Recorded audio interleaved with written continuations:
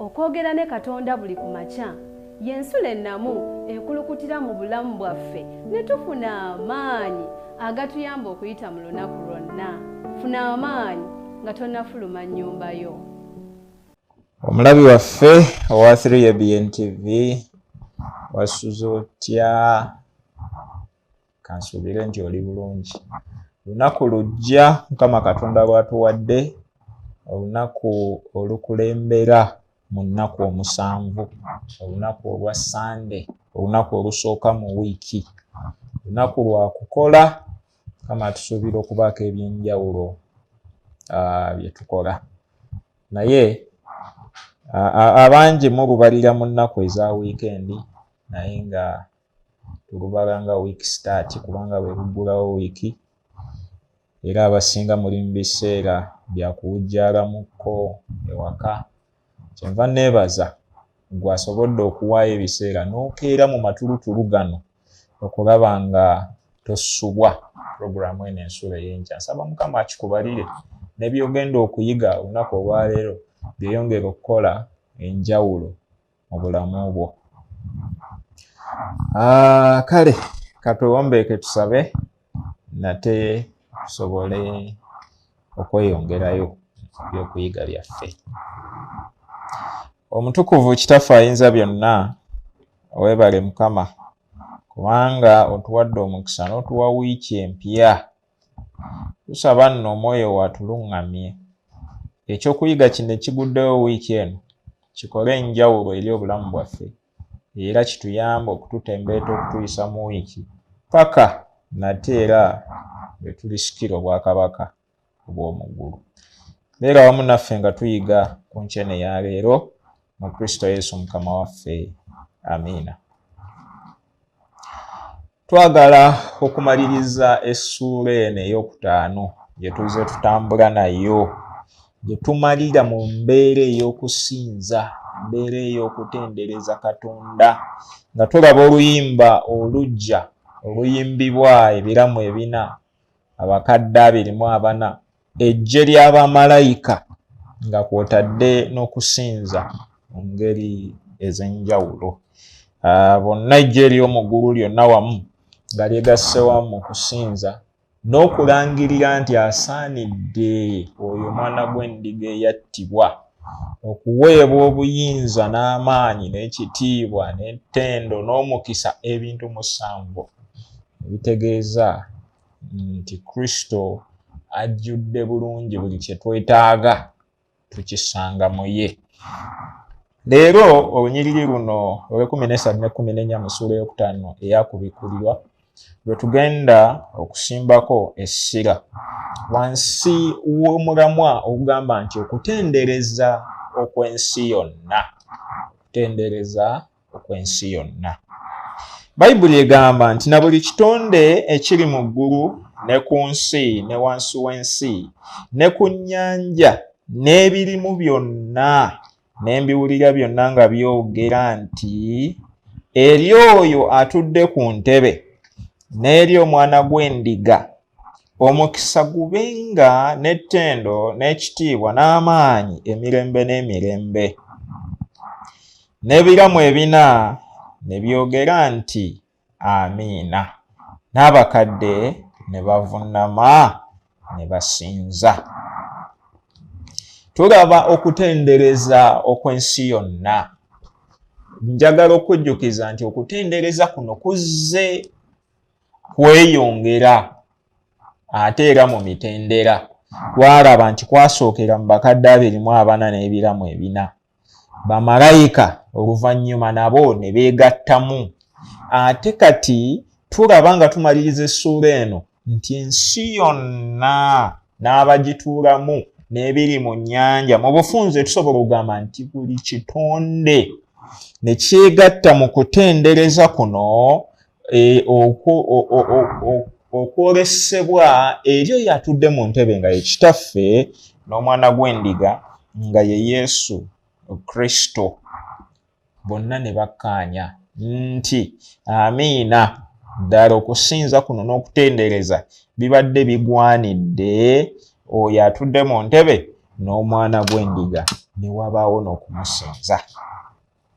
Kale tulaba nti eggye ery'omu ggulu lisigala liddayo mu kusinza Kristo, oyo omwana gw'endiga owa Katonda eyattibwa. Kwegamba waliwo okusinza okw'omuddiŋŋanwa, okusinza okugenderere, okutali kwakagwirawo, okusinza okutali kwa buwaze oba kukakibwa, naye okusinza okw'omuddiŋŋanwa. Naye nga lwaki okusinza kuno? Waliwo ekintu ekikulu ennyo kye twagala okutunuulira, nti obwetowaze obwa Mukama waffe Yesu Kristo bwalina omuzinzi munene nnyo mu kusinza kuno, era kulina kinene nnyo kye kwakola ku bamalayika abaali mu ggulu ko n'ebitonde ebiri mu nsi. Twagala okutunuulira Yesu Kristo engeri gy'azaakolaganamu n'ebitonde mu kiseera ng'ali mu ggulu ate ne mu kiseera ng'ali wano ku nsi. Oluusi enkolagana eno n'emirundi mingi neetetegeerekeka eri ebitonde ne kiviiramu n'okweyisa mu ngeri etasaanidde, newankubadde nga embeera eno ey'obwetowaze bwa Kristo ate eyina ekigendererwa ekikusike eky'okutulaga ekyokulabirako ku ngeri gye tuyina okutambuzaamu obulamu bwaffe ng'Abakristaayo. Omuwandiisi atugamba nti okumu kulumiriza kwa Lusifa okwasooka kwali nti Kristo teyali waggulu oba okumusinga ye. Lusifa ne bw'osoma ebitabo eby'omwoyo w'obunnabbi, ebitabo nga Story of Redemption, biraga bulungi nnyo Lusifa yali alina ekintu ky'atategeera ku Kristo, ng'era amwegeraageranyaako, ng'alaba Kristo w'abeera naye agwanidde okubeerawo, era nga ye alinga agezaako okulaga nti Katonda oyo atudde ku ntebe alina okubeera ng'amwebuuzaako nga bw'akkiriza Kristo okweyunga mu nteekateeka n'ey'okutonda omuntu. Sitaani kimuleetera okulowooza nti Kristo tali waggulu we, sinakindi ye ayinza okuba amusingako. N'olw'ensonga eyo kitaffe aba akoze ensobi okuleeta Kristo ku mwanjo mu kutonda omuntu n'ebitonde ebirala, ate nga ye Lusifa teyeebuuziddwako. Kale embeera eyo Lusifa teyakitegeera nti oli gw'azannyirako ate ye mukama we. Lwaki?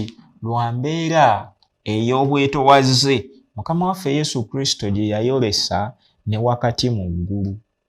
Okunnyonnyola kutulaga nti Yesu Kristo yatambuliranga wamu mu bamalayika bano ng'abeera wakati mu bo, kwegamba nga tayolesa busukkulumu bwe, nga talaga nti ye boosi, nti oba y'abasinga wali amadaala oba amayinja ennaku zino ge tusinga okutegeera. Wabula ng'atambula wamu wakati mu bo, ne balowooza n'abamu nti yenkanankana nga bo. Waliwo olunyiriri luli ndowooza mu Isaayo oba sijjukira bulungi, Katonda w'aviirayo n'agamba abantu nti mwabikola ne nsirika ne mulowooza nti nenkanankana nammwe. Naye ne Yesu Kristo olw'obwetowaze bwe mu ngeri gye yabeerangamu ne bamalayika, gye yeetabangamu nabo, bangi tebaamutegeera, kubanga ne mu ngeri eyo Kristo yali agezaako okulaga empisa ya Katonda ey'amazima ng'agiraga n'eri bamalayika. So olw'obutategeera mbeera eyo kyaleetera Lusifa okulowooza nti ono tuli mu ddaala lyerimu. Tusobola n'okubbinsana. Kyova olaba yafuna n'amaanyi agakola olutalo mu ggulu nga kubikkulirwa 12:7 bwe lutugamba nti n'afuna abamalayika bamugoberera n'asalawo kola olutalo ate ku Kristo omutonzi we kennyini. Naye tekyakomaawo. Tumanyi bulungi nnyo nti Yesu Kristo yafuuka omuntu. Yajja n'abeera ekitundu ku lulyo lwaffe ng'abantu. Yesu Kristo ono mu kubeera ekitundu ku lulyo lwaffe ng'abantu n'azaalibwa omukazi ng'abantu abalala bonna bwe bazaalibwa. N'atubeeramu. Bayibuli kyeva egamba nti nakkako gye tuli. N'abeera naffe, n'abeera n'omubiri ogwaffe, obunafu bwaffe obw'omubiri naye ne bumutuukako. N'abeera ng'ali awo naye ng'akyasobola n'okulumwa enjala, n'abeera nga waali naye nga akyasobola okulumwa ennaku n'akaaba amaziga, kugamba n'abeera awo. Embeera ey'ensi eno n'emukosa.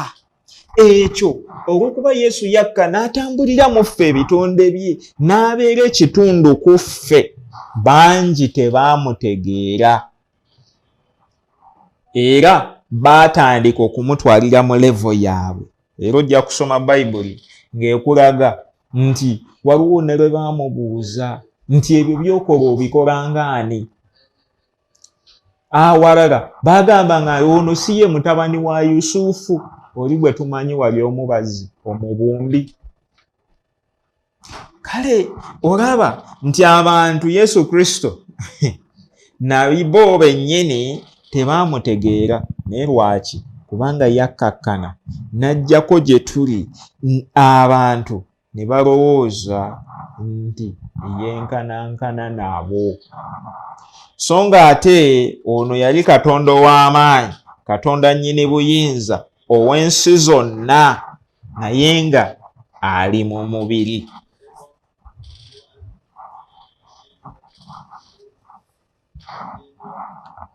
Njagala okwogerako naawe mukwano gwange andaba era mpuliriza.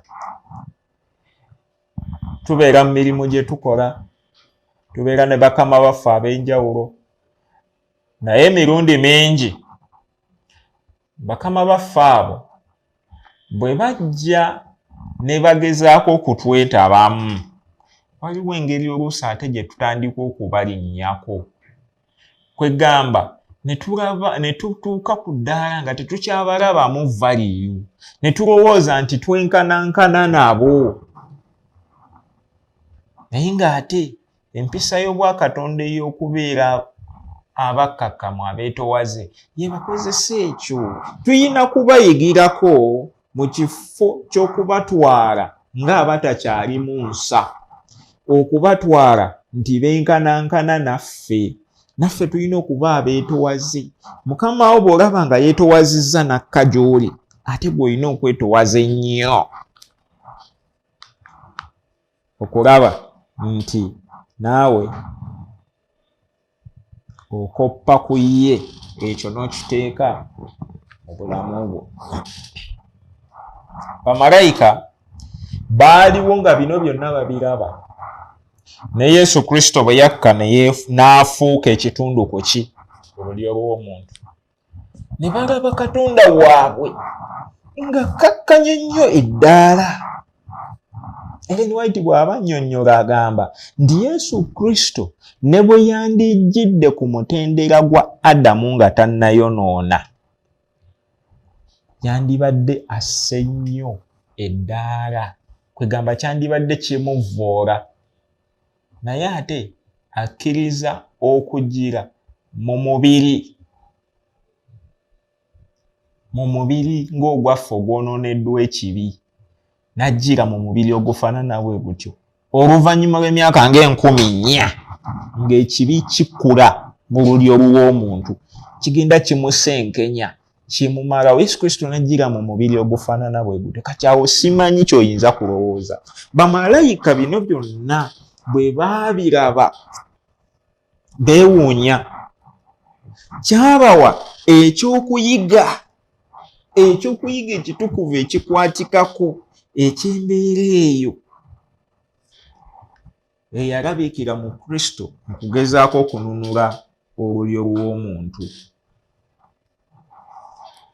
Naye embeera eyo ey'okwetowaza kwa Kristo kwegamba teyaliiwo kubanga Yesu Kristo yayagala okutulokola kyokka, naye era kyawa n'ebitonde eby'omu ggulu okutegeera okwebuziba eri omutonzi waabwe olw'okutambuliranga wakati mu byo mu bwetowaze. Ekyo ekintu bamalayika baakitegeera nnyo. Kyova olaba bwaddayo bavuunama ne bamusinza nga kye balabye tebakisuubira, kugamba kisukkulumye nnyo okuba nti Katonda waabwe asobola okwekkakkanya ne yeetowaza n'okutuuka ku ddaala erijja mu kifaananyi eky'obuntu. Naffe nno awo tulinawo ekyokuyiga ekikulu okubeera abakkakkamu. Bayibuli eraga era egamba nti tubeere beetowaze nti oyo aneetowaza ajja kugulumizibwa, naye aneegulumiza wa kutoowazibwa. Ekitegeeza mu bwetowaze bwa Kristo ate mwaleetebwa okuyimusibwa.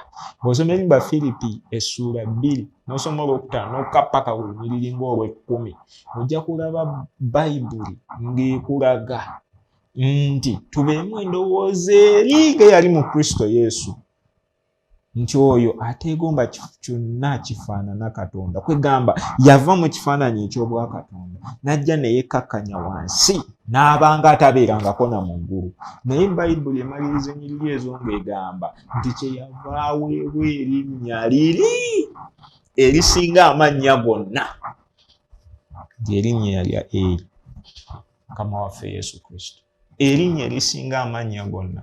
Naye lwaki? Kubanga yakkakkana, n'ajja ne yeetowaza, n'akkakkana, n'afa mu mbeera esinga okuba ey'ekikopi, ey'okufa okw'okumusaala. Kale naffe nga bamalayika bwe baakokka, ekyo ne kibaleetera okusinza Katonda, okusinza Yesu Kristo ono olw'empisa eno ey'obwakatonda ate ey'amazima, ejjayo ekifaananyi kya Katonda yennyini nga bw'ali, kyabaleetera okumusinza. Tuleme kubeera nga Lusifa nti Yesu Kristo we yeetaba mu bo ye yalowooza nti kati benkanankana. Naffe tubeere nti Yesu Kristo okukkakkana najja gye tuli ate kisitule okusinza kwaffe okwolekeza gy'ali, okusinga okumwepimako n'okulowooza nti twenkanankana naye. Era ekifaananyi ekyabasinza kinyweza kiragiro ekyokuna kye tumanyi eky'omu mateeka ekitukubiriza okukuuma n'okutukuzanga olunaku olwa Ssabbiiti. Lwaki? Kubanga Mukama Katonda yatonda eggulu n'ensi n'ebirimu byonna. Obwetowaze bwa Katonda, obwetowaze bwa Kristo bulina okusitula okusinza mu mitima gyaffe nga tutegeerera ddala nti tuli bitonde Katonda waffe bye yatonda mu kwagala kwe, ate ne yeetowaza n'akkako gye tuli. Essira ery'okusinza liri ku Mutonzi, liri ku Kristo Yesu, kubanga ye yatonda ebintu byonna.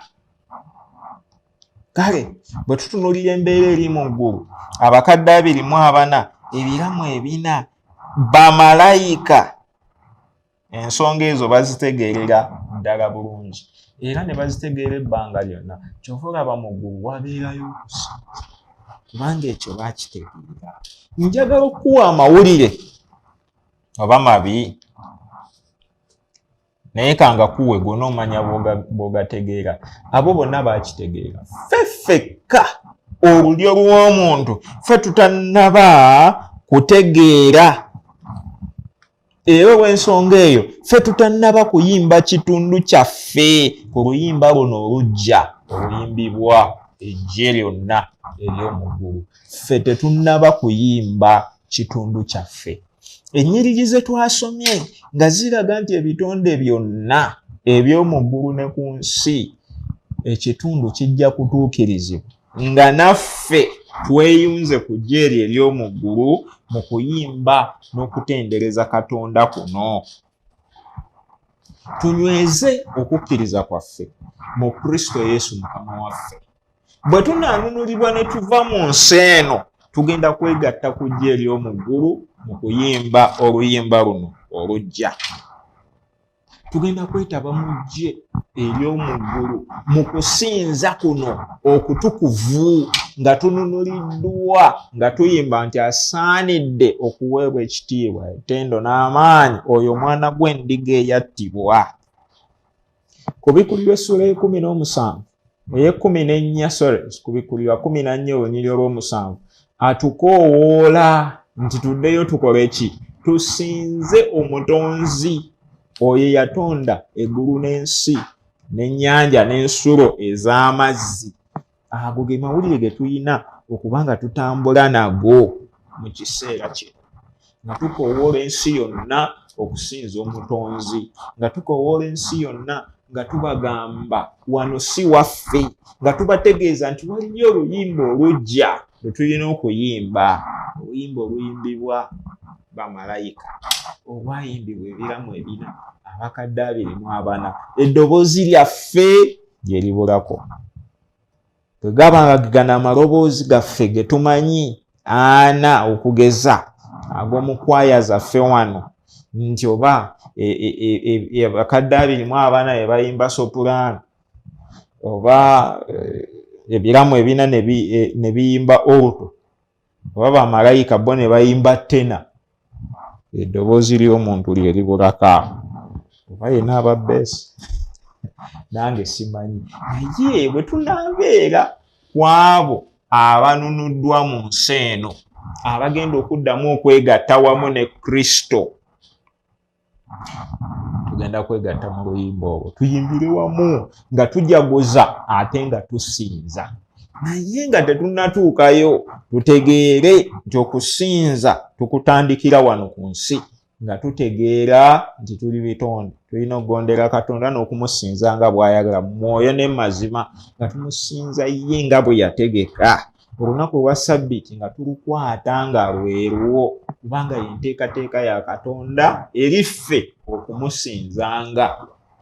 Bw'agaana ekintu ekyo ogaana ku lulwo, ne mu ggulu tojja kumusinza, tojja kubeera ku kwaya negenda okuyimba oluyimba olujja, kubanga wano ensi we tuli, it is a training ground. Katonda atutendekera wano, n'empisa ey'eggulu tugifunira wano, byonna bye twagala okufuuka mu ggulu tubitandikira wano.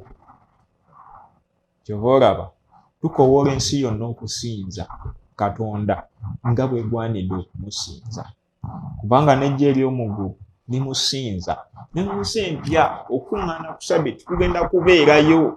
Isaaya 62:23 olukyo lukinoganya bulungi. Kale nno tandika ne Ssabbiiti eno ejja Saturday ogende mu kkanisa osinze, weegatte ku kibiina ky'abantu abeetegeka okwegatta ku gye ery'omu ggulu okuyimba oluyimba luno olujja. Mukama akuwa omukisa. Katusabe. Kitaffe omulungi omutukuvu era omuyinza w'ebintu byonna, osaanidde okuweebwa ekitiibwa n'ettendo n'amaanyi n'omukisa. Tukwebaza olw'ekirabo ekya Kristo Yesu Mukama waffe kye watuwa, eyajja n'abeerako gye tuli. Oyo kabona asinga obukulu ategeerera ddala obunafu bwaffe era omwetegefu okutuyamba n'okutukuuma n'okusobozesa obutagwa. Oyo yatusuubiza nti alijja n'atujja mu nsi eno ne tugenda tubeere naye eyo gy'ali. Mukama, omwoyo wo tusaba oyongera okumutuwanga buli kiseera, asobole okutulungamya mu mazima gonna, ng'ateekateeka emitima gyaffe okutuuka mu bwakabaka obw'omuggulu. Beera wamu naffe ow'omukisa emirimu gyaffe nga tutambula katutambule wamu naawe mu kyalo ne mu kibuga omukisa gwo kagutubeereko kubanga tusabye n'okwegayirira mu Kristo Yesu Mukama waffe. Amiina. Kwagalira Sande ennungi, ekisa kya Kristo kyeyongere gy'oli. Okwogera ne Katonda buli ku makya y'ensula ennamu ekulukutira mu bulamu bwaffe ne tufuna amaanyi agatuyamba okuyita mu lunaku lwonna. Funa amaanyi nga tonnafuluma nnyumba yo.